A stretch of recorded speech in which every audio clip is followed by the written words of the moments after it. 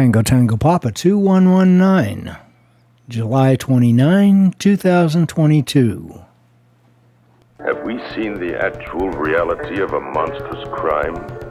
Or merely an illusion, the product of a tortured brain?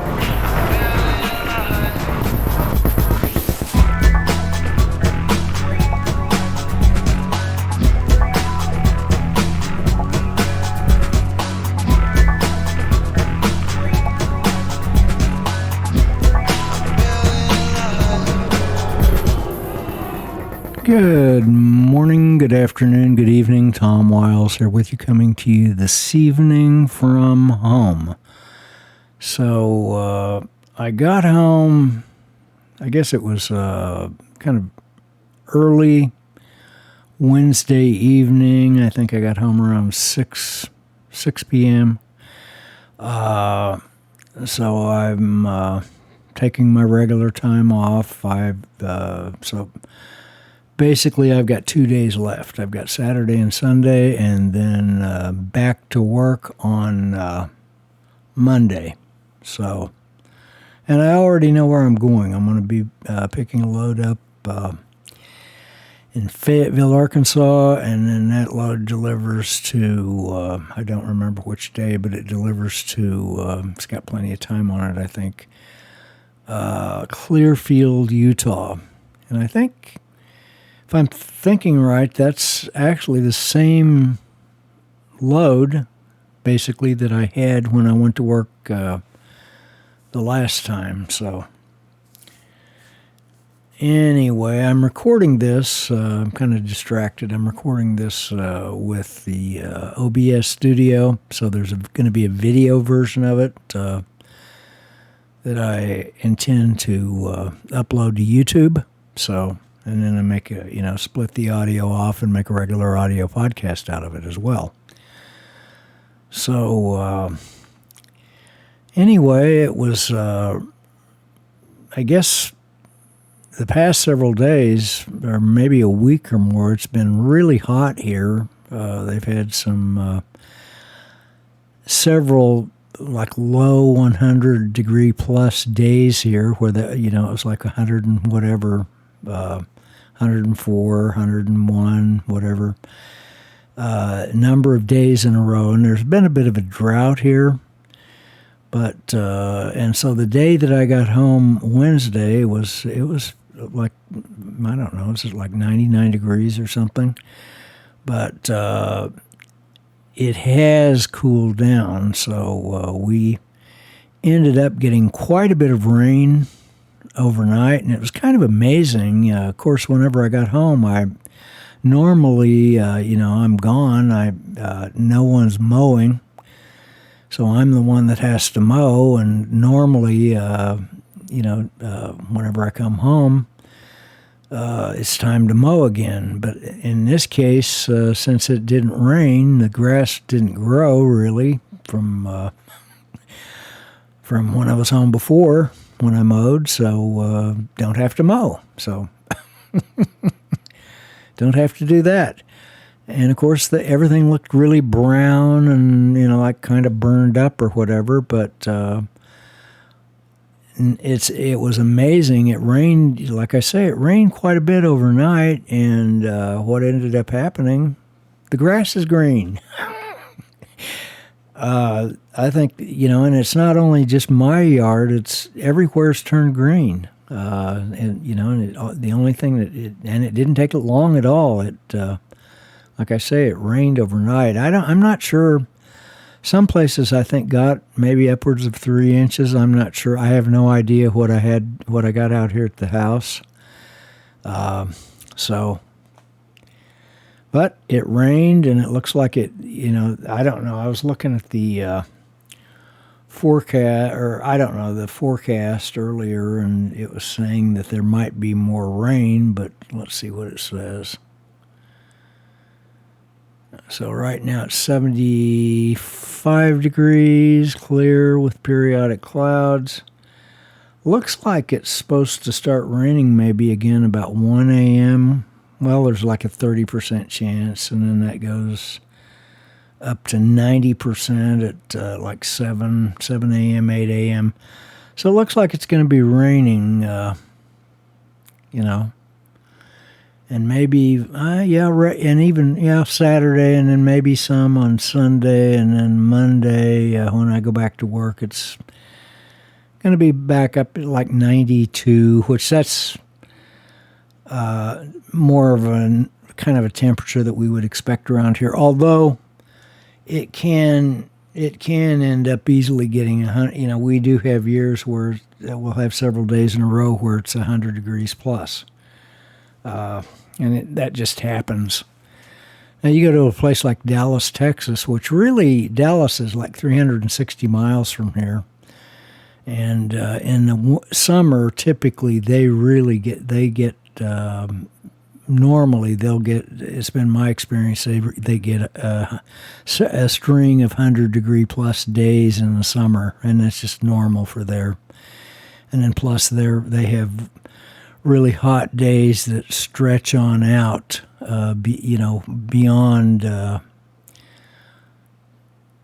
later into the year, whereas here it's already, the temperature, usually after Labor Day, then the temperatures become a lot more reasonable, And in a lot of the areas of the country, it's, after, it's Labor Day, or Labor Day is usually pretty warm, and then immediately after that, it's like somebody flipped a switch and things cool off quite a bit.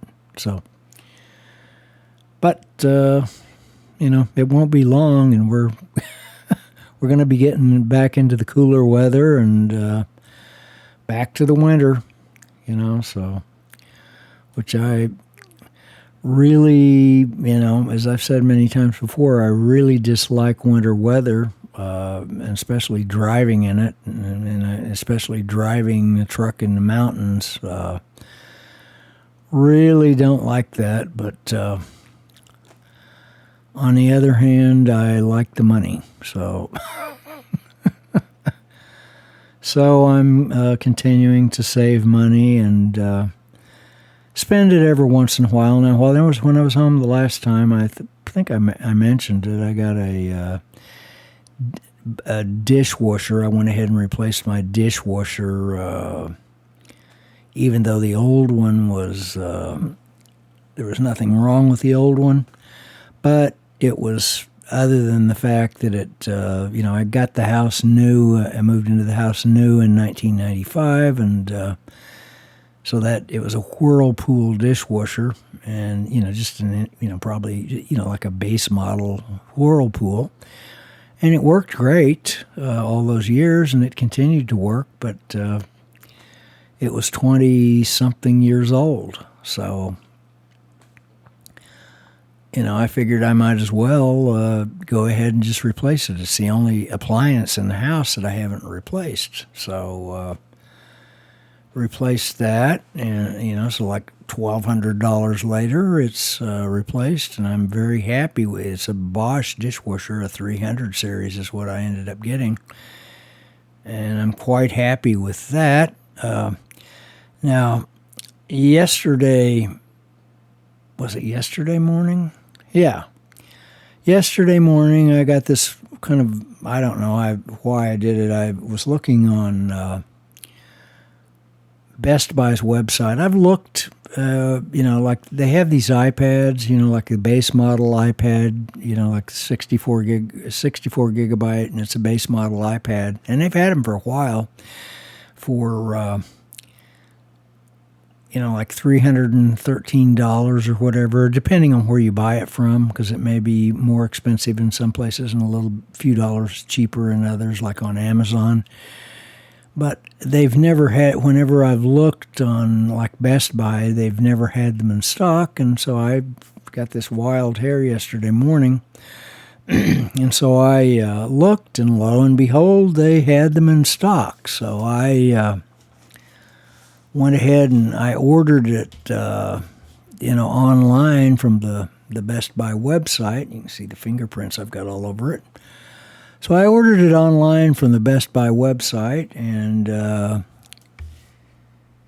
wasn't long, and they sent me a text message saying that it was ready to pick up, and so I got it. I'm very, actually very happy with it. It's the iPad that I have is the original iPad Air, and what I'm going to do is give that to my parents.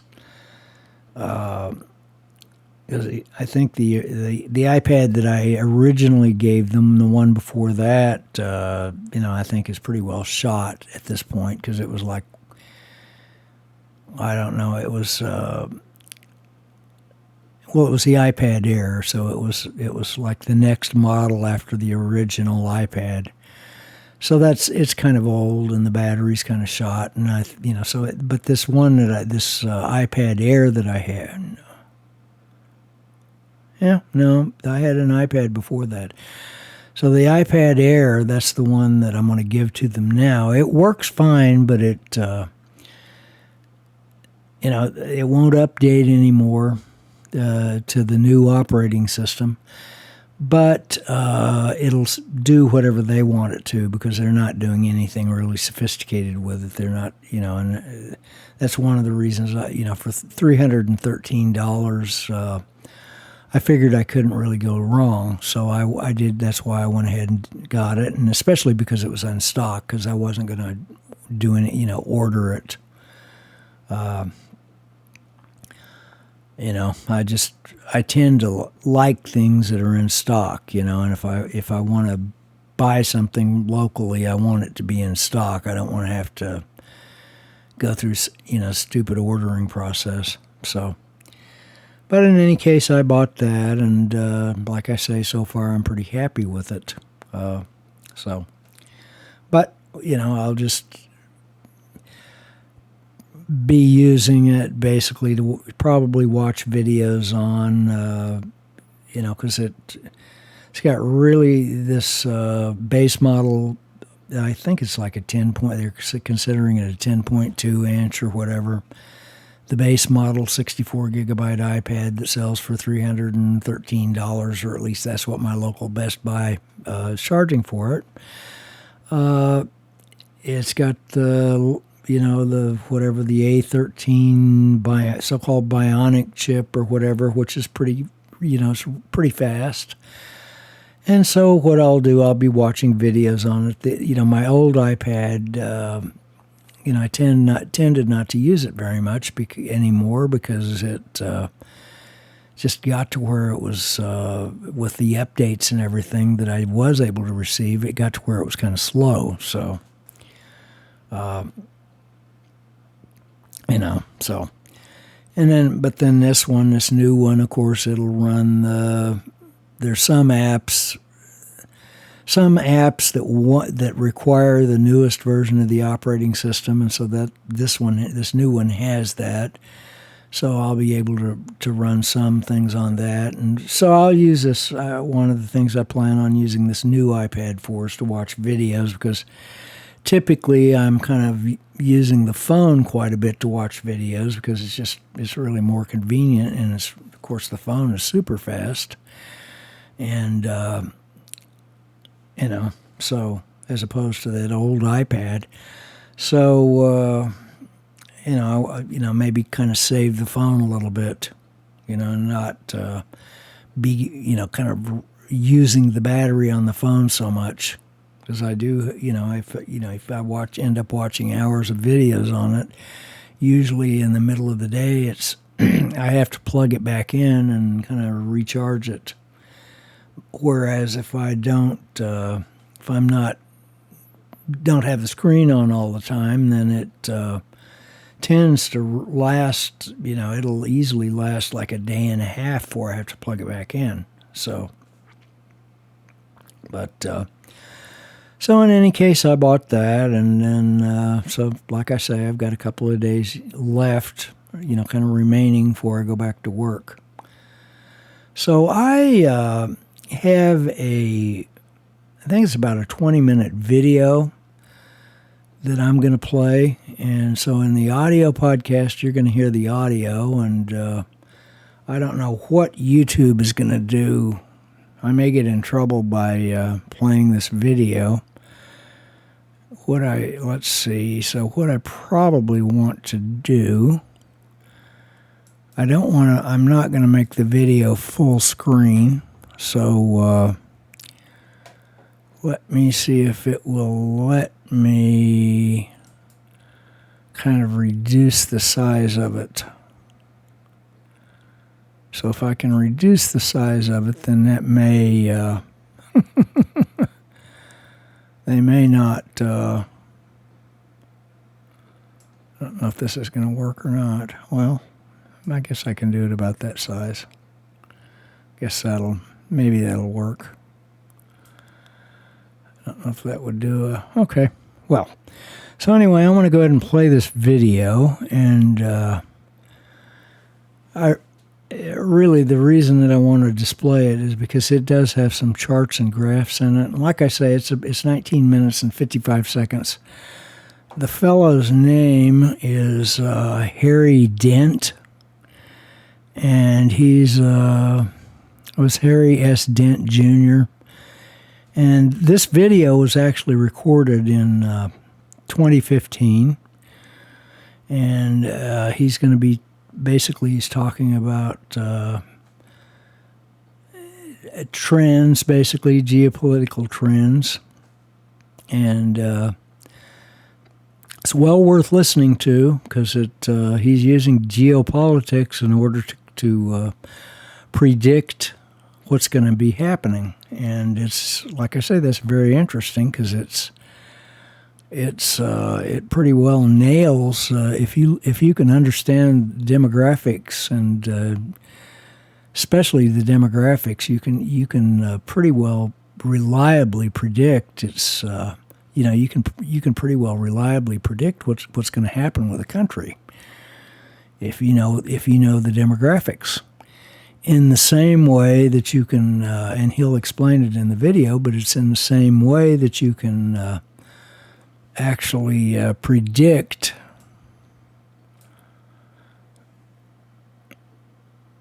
actuarially, like how long people are going to live, the average person. It's not the individual, but the average. You can predict how long, let's say for Social Security purposes, you can predict how long the average American is going to live. Average American man is going to live so long. Average American woman is going to live maybe a few more years later. You can predict all kinds of things, especially like when is it the peak point where they're going to be spending the most money.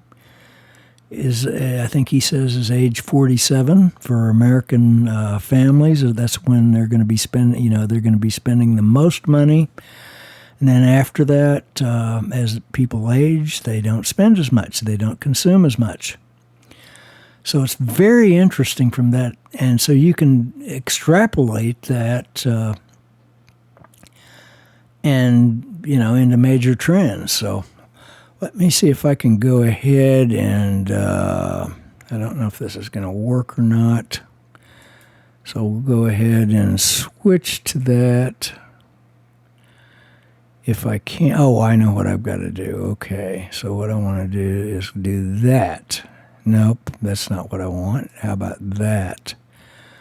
Now we're looking into infinity. Let's see. Okay. So there we got a smaller, I could probably figure out how to just put this on the screen with me still visible, but I'm not going to do that right now. So I'm going to go ahead and play this, and I'm going to maybe stop and start it. I don't know, but, so we'll see how it goes. Good morning, everyone. Thank you for coming at this early hour. My name is Kim Sang-hyuk. Well, I have always thought if I had to choose just two big drivers or challenges that are changing our world fundamentally, I would, without hesitation, climate change and demographic change.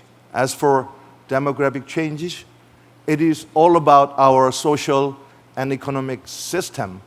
It is about our jobs. It is about our education. It is about our children. It is about health. It is about our house. And it is about our financial asset. It is almost about everything. And as for climate change, it is about our surroundings or platform we are living on. It is even about our whole modern civilization.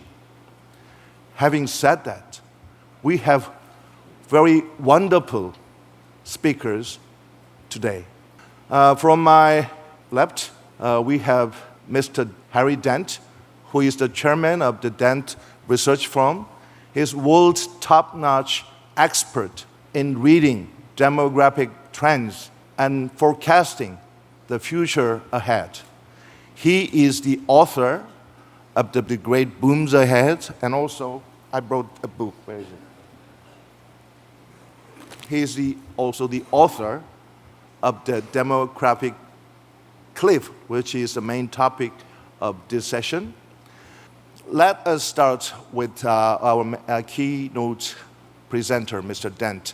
Well, Mr. Dent, it is my understanding that the guru of management, Peter Drucker, said that when you really want to develop a real good strategy or policy, you need to start with understanding demographic change, because that is a basic driver.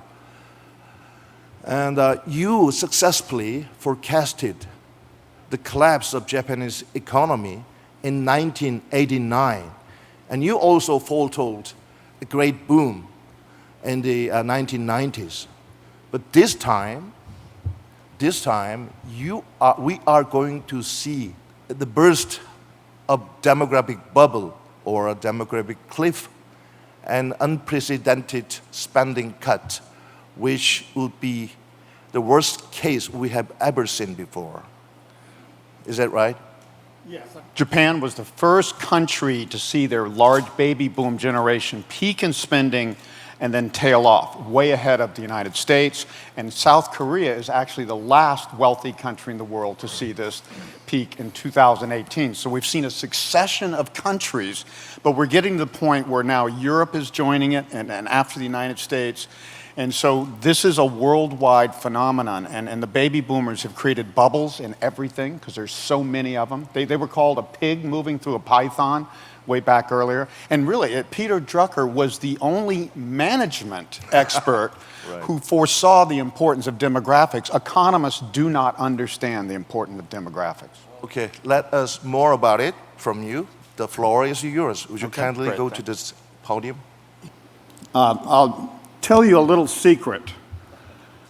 Long-term forecasting is actually very easy. It is the short term that is hard to predict. Now, most economists think the opposite. They will tell you, well, nobody can forecast the economy past the next election because they think that politicians and all their short-term decisions and all their stimulus and fiscal and monetary policies are the most important thing. What's important in the economy is people. And what people do is incredibly predictable. Now, the first people, before Peter Drucker, to understand demographics were life insurance actuaries. They can predict down to the decimal point when the average person in any country in the world is going to die. It's like 79.6 in the United States. I think it's 80 to 81 in South Korea. It's 84 in Japan. They're the longest living country. I don't know if it's the sushi, the sake, or what, but the seaweed, but they're doing something right in Japan. What I do is focus on everything in between. People have to be born before they can do anything, so that's where it starts. People are expensive when they're young. Anybody have kids that aren't expensive? Okay. Kids are expensive to raise. They are a cost. They're an investment in the future. But they're the innovators in new technologies and new trends. And then they enter the workforce and they become highly productive citizens. And they will peak at age 46 in the United States, age 47 in South Korea and Japan. They will then spend less the rest of their life. They will retire at age 63 on average. Now, I can tell people, for example, down to the smallest things, when the average household will spend the most money on potato chips. That is age 42. Do you know why that is? It's because in the United States, the average kid was born to the average parent when the parent was 28, and kids consume, medically proven, the most calories at age 14. That's demographics. Cradle to grave. I can tell you when people spend on every major sector of the economy. Automobiles, which is a big industry for South Korea. People spend the most money in the United States on automobiles at age 54. That is this year. That means auto sales in the United States are going to decline like home sales did previously in that country. So it's not just the economy we can predict, it's cradle to grave spending. And it's very precise on average. When I say peak in spending is age 46, that's the average person. When a life insurance actuary says, I'm going to die at 79.6, that's the average person, not me. Averages make people predictable. So real quick, the point of my latest book is that we have this demographic cliff that keeps hitting more countries around the world, and nobody sees it coming. Do you think in Tokyo in 1989 that people thought there was going to be a multi-decade collapse in the economy, that the real estate bubble in Tokyo and around Japan was going to collapse 60%?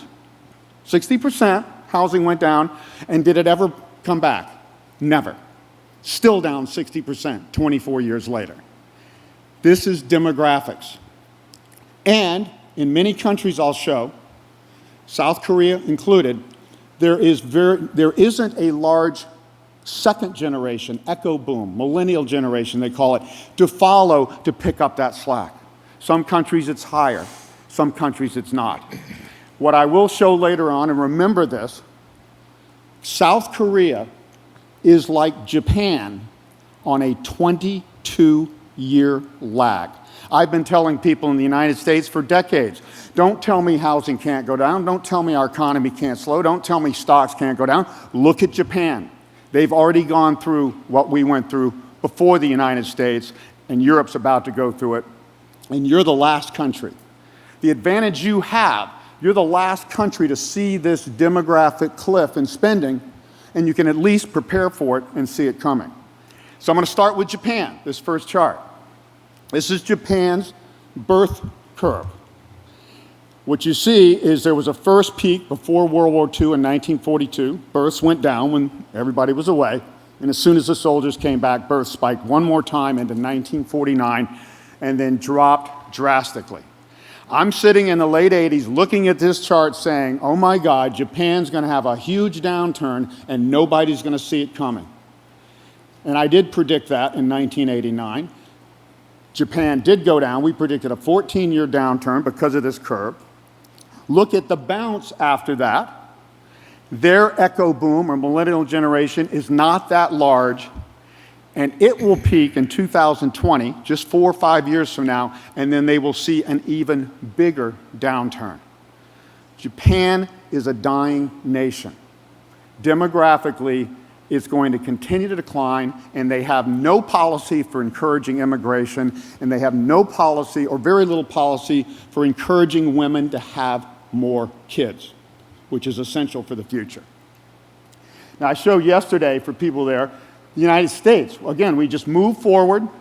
The birth index for the peak in spending, which I do here, correlates with the stock market very well, except for recently, in the last few years, when governments have pushed up markets by printing trillions and trillions of dollars, free money, zero interest rates, which is a short-term policy that will always, always backfire. You do not get something for nothing, at least in the world as I've experienced it. And that's what governments are doing.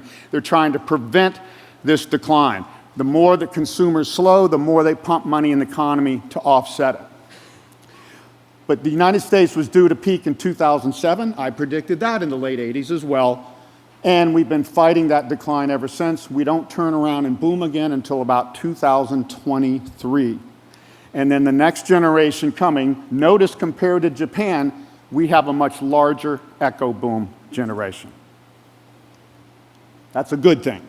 But still does not bring us higher than the baby boom. The United States, on a 46-year lag, now this is how simple this is.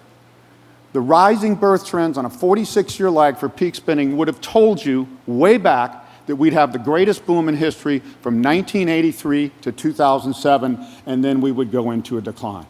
The next boom will never be as strong as the last one. Now, this is going to be the surprise of the next several years. Germany has worse demographic trends into 2022, the next 7 or 8 years, than any country in the world, a steeper drop than Japan had in the 1990s. So I'm predicting Germany, who everybody thinks is the leading and strongest country, and they are the most financially sound in Europe, they have the worst demographic trends, even worse than Greece and other countries. Look at their echo baby boom. There almost isn't one. So countries that don't have kids don't have a future, because you have to be born to grow up and be a productive citizen. Here is Southern Europe, Italy, Spain, Greece, Portugal, all the countries that are doing so poorly. Same thing, a peak, a long decline with virtually no echo boom generation to pick the economy up later. Even when the world recovers from this downturn I'm predicting, Southern Europe, Japan, countries like that will have a hard time growing. Here is South Korea. Again, you're the last to peak. Your baby boom spending peak does not hit until 2018, 3 years from now. And you are the last wealthy country in the world to have your baby boom peak. But unfortunately, you have a long decline with almost no echo boom. This country needs to encourage immigration, needs to encourage wider speaking and teaching in English, needs to help women with childcare. The best countries in the world now are subsidizing childcare because they don't want women to have a conflict between their career and having kids. And there's cultures, I hate to say it, like South Korea and Japan, where the men do not help the women, okay? In Sweden, they do. In the United States, they kind of do. Women need to feel like they can work and have 2 or 3 kids instead of maybe just 1. It is also a fact in demographics, and this is just a natural cycle. As people get more urban and more wealthy, they naturally have fewer kids because they cost more to raise. And you have more lifestyle opportunities when you live in a beautiful city like this with so much to do. So again, countries need to get hip. If you don't have more kids, if you don't encourage immigration, and now that we're living much longer than we used to, if you don't have people retire later, your workforce is going to shrink and your economy is going to shrink. Here's China. This is another big surprise. China is the only emerging country that has peaked in their workforce. Now, when I look at third world or emerging countries, I don't simply look at a 46, 47-year peak. I look at the size of the workforce, because in these countries, they don't have nearly as high managerial, professional, technical jobs. So the income rise between somebody that's 20-something and 40-something is not nearly as steep. China is already peaked in their workforce, and after 2025, it goes down more steeply. China is not going to overtake the United States and become the largest country economically in the world. I predicted that. Economists were saying that for Japan in 1989. That was even more absurd because Japan didn't have the demographics to even have. Now here's the good news. Southeast Asia. Asia is going to be the greatest booming place in the future, especially the emerging countries. Here's Southeast Asia. Their spending and demographics go up into 2040 to 2050 and then only slow slightly. So this is going to be a great region for growth. This is the region countries like South Korea should be trying to attract immigrants from, because you have a much higher standard of living here. India is going to be the country of the future. Mark my words on this. Their demographics are some of the steepest. They're going to be the largest population country in the world, surpassing China. They are still largely rural and have a lot of urbanization, and their spending goes up into about 2060, and again, only slowly tailors off. Now, when I look at emerging countries, and this is important because, as I said yesterday, the emerging world is where all the demographic growth is and all the urbanization. In a country that is largely still rural, it is the rate of urbanization that is the most important factor for economics because, and I've measured this in Brazil, China, and India, three of the largest emerging countries, if you simply move somebody from a rice paddy into a city like Seoul, and let's just say they become a taxi driver or something, no education change, their income triples roughly. So it's the greatest factor of growth. The reason China has grown so fast is they have moved 500 million people in 25 years from rural to urban areas. In fact, China has done this so fast, they're going to have the biggest crash in the world. China has grown too fast, has overbuilt its economy beyond imagination, and nobody sees that coming. Mark my words, your biggest threat in Korea is that one of your biggest customers, trade partners, China, is going to see the biggest bubble burst in modern history. But I look at urbanization, the rate of urbanization. You can look at India, they're only 33% urban.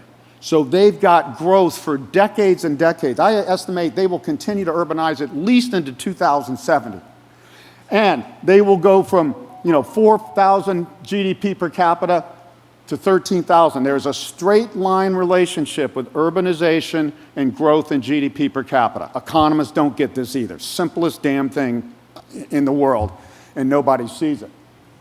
Now, if I look at China, China is 56% urban and projects that it will be about 15,000 GDP per capita. Now, this is important.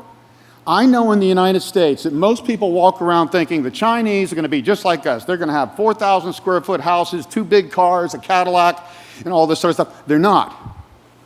They will never be as rich as you are today. Never. Because only so many countries, and I'll look at this, make the transition from emerging to developed country, from low value-added commodity industries into high value-added industrial and technology industries. You made that transition. Japan made that transition. India has not. China has not, as much as they may seem to. The richest country in Asia, emerging country, is Malaysia, and they project out to about 17,000 GDP per capita. Again, just for comparison, the United States is 52,000 and rising. Most developed countries are between 40 and 60,000 GDP per capita. Most important point, this was Japan's curve. Japan did not go up in a straight line with urbanization, it went up in an S curve. So did Korea exactly 20, 25 years later.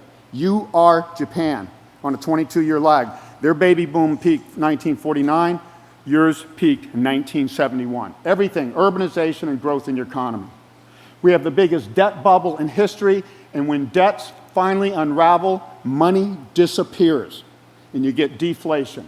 Look at China's growth. 3.5 times their GDP debt has grown for decades. You can't do that without a crisis, as history always shows. Finally, I've got 4 major cycles. I've only talked about demographics. I've got a geopolitical cycle, good for 18 years, bad for 18. I've got an innovation cycles when new technologies have their biggest impact, and a 10-year boom-bust cycle. For the first time since the 70s and 30s, all 4 of these cycles point down at the same time. I'm telling people if we do not have a major global financial crisis in the next 4 to 5 years, I'm going to quit my profession and move to Australia and become a limo driver. Thanks. Okay, so that... the World Knowledge Forum. Okay, they weren't quite done yet. That was World Knowledge Forum is the YouTube channel. That's the name of the YouTube channel. And this Harry S. Dent, he's actually got his own YouTube channel, and he's got short videos on it, like 6-7 minutes. And he's, he puts them up there fairly frequently. And so he's continuing, what he's saying now is that, of course, our government and a lot of governments have pumped trillions and trillions of dollars into the economy to try to keep it propped up, and that you can do that only so long, and then it inevitably it causes just makes the problem worse and worse and worse as they try to kick the can down the road. So but anyway, Harry S. Dent is very interesting. But I wanted to play this particular one, even though it's a little out of date. This was 2015, but he, he's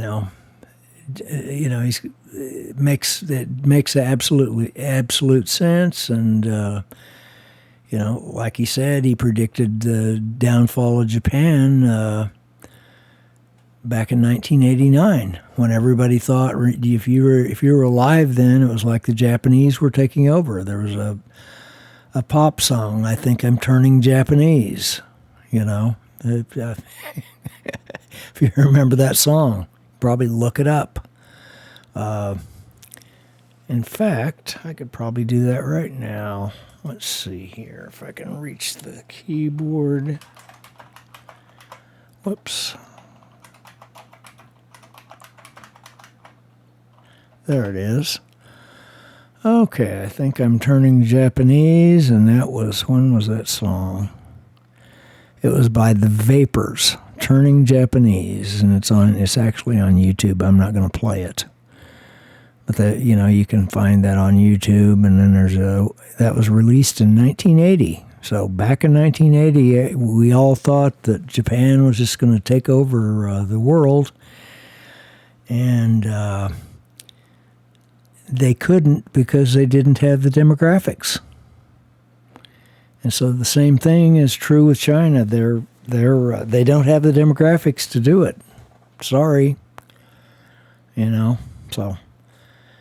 But you can't really predict, because then you assume that the United States is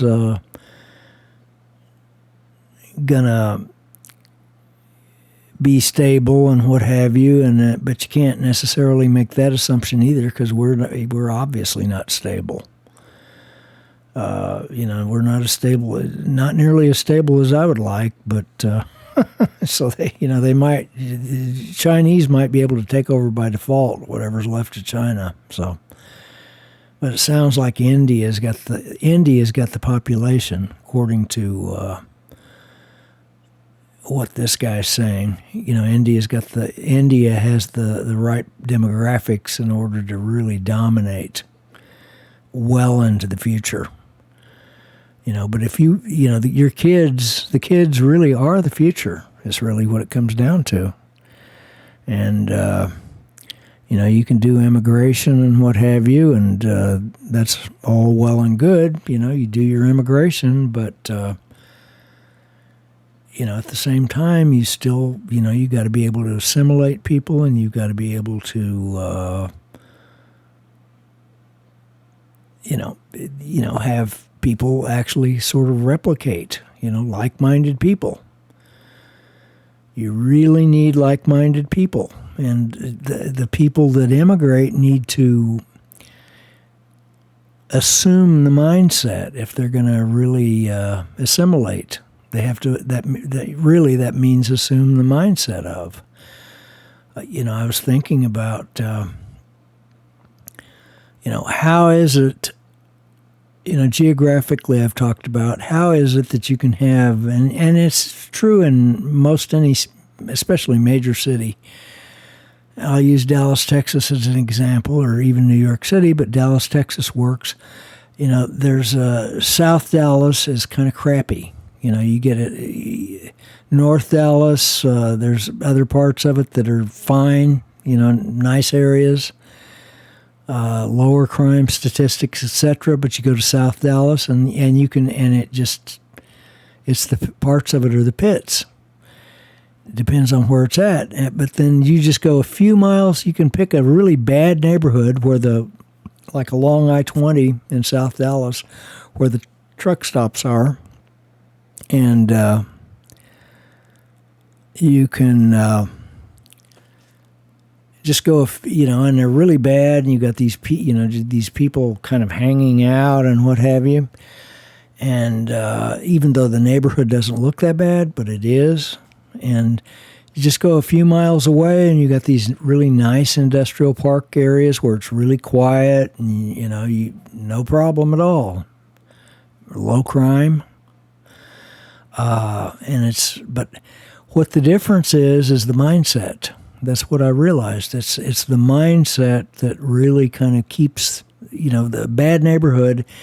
Generally speaking, rule of thumb, the bad neighborhood stays put. And that's true in New York City as well. There are areas where it's fairly safe in New York City, and you go half a block the wrong way, and you can find yourself in major trouble. And it's because it ends up being a different mindset, and those two mindsets, it's almost like a border. Now people, like I say, sometimes the bad person can come into the better neighborhood, and cause crime.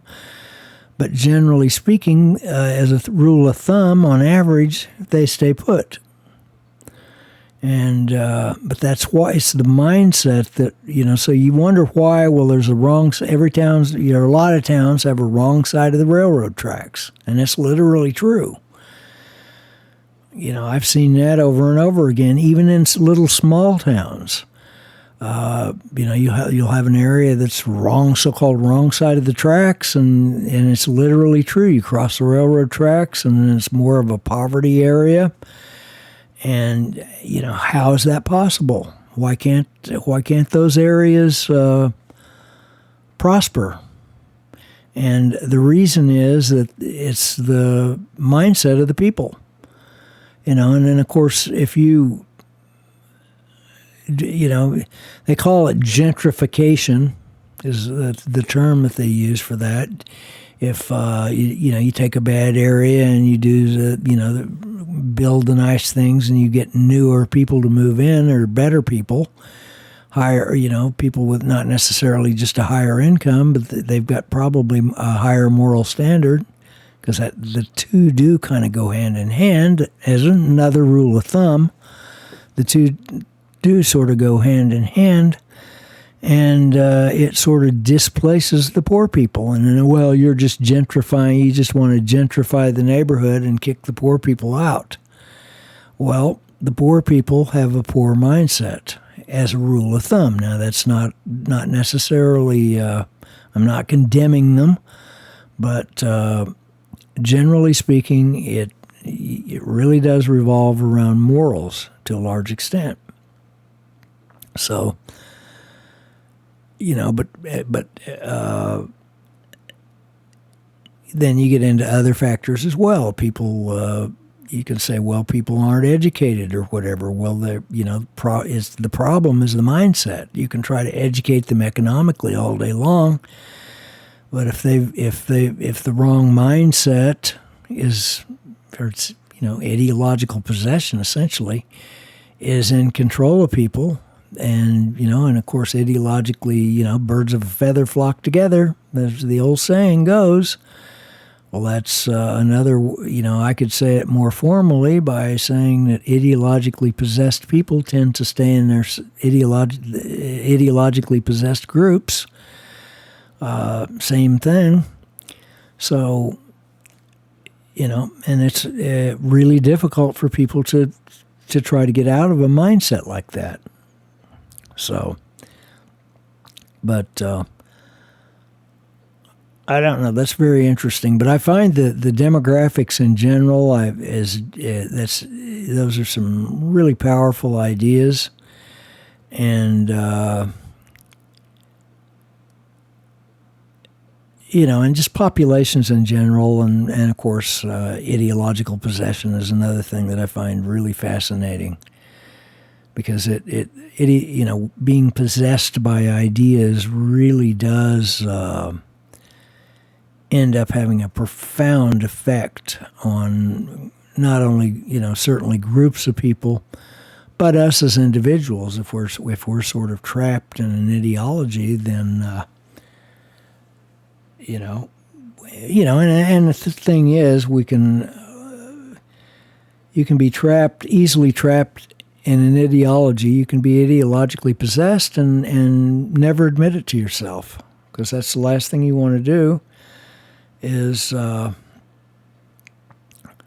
last thing you want to do is admit that to yourself that you're acting out of some other someone else's will, or someone else or someone else someone else has kind of pushed your buttons. Well, what does that mean?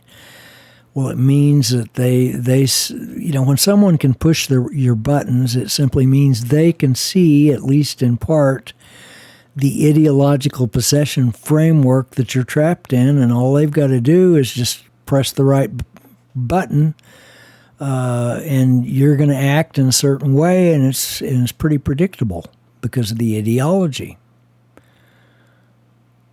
So it's really difficult to be able to bring to admit to yourself that that you acted out. It's basically someone else's will, but you acted out outside of your own best interests.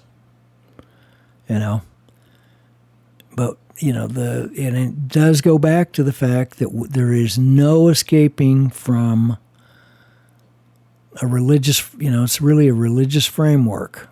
There's no escape from it. You may think that you can escape from it, and you're perfectly logical, and you do this and you do that. You can't. You cannot escape from it, because you're going to put your faith into something. You some sort of an ideology. You will put your faith into it, whether you want to or not. So you might as well admit it, that you're putting your faith into whatever it is, and at least be honest with yourself. But you have to put your faith in something, and then you will end up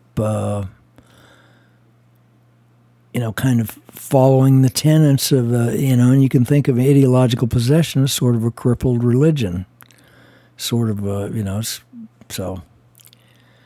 But, so anyway, I wanted to go ahead and record the podcast and kind of pop that Harry S. Dent Jr. in there, the little short video. There's a bunch of other videos that you can find of his. Just type Harry S. Dent into YouTube, the search engine, and you'll find, he's got a website, and then you'll find all kinds of YouTube videos where he's giving these presentations, and he's appearing on these different, a lot of them are video podcast shows on YouTube, and then he's got his own YouTube channel where he's, like I say, he's putting up, kind of shorter videos that are more topical from day to day.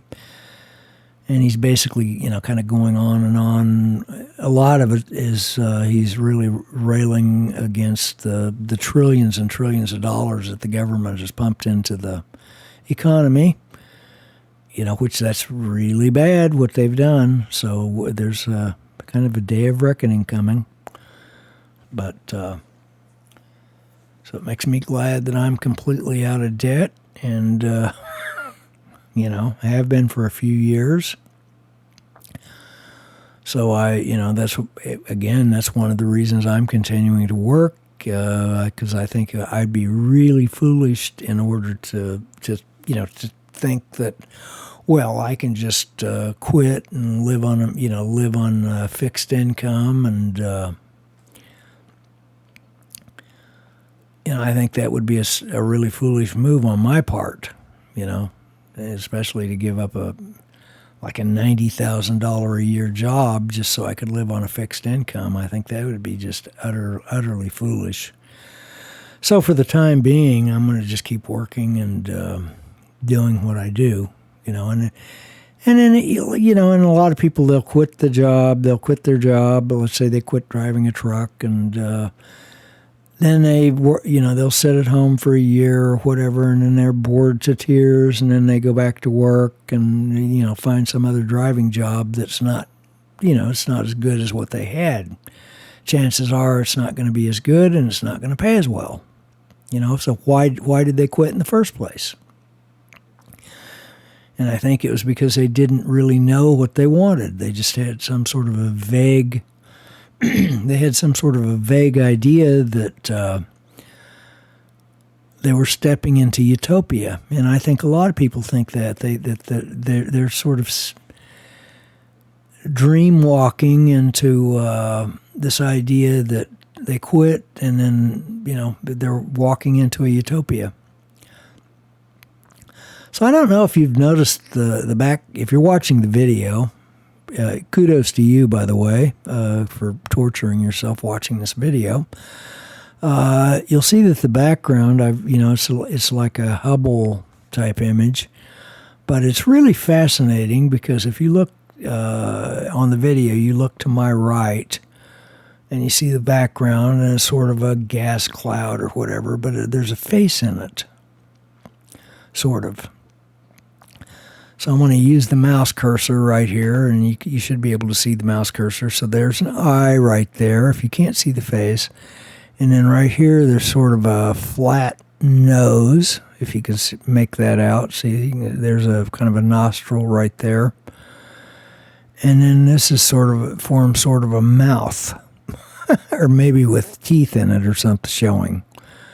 And you see sort of the outline of lips or whatever, and then you can see these, sort of rough-looking teeth.